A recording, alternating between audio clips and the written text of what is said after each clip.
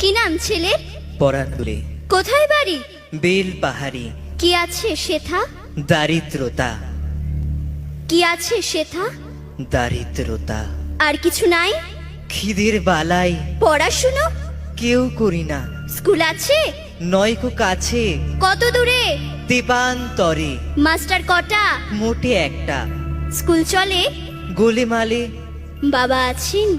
স্বর্গে গেছেন। মা কোথায়? রোগ সজ্জায়। সংসার চলে?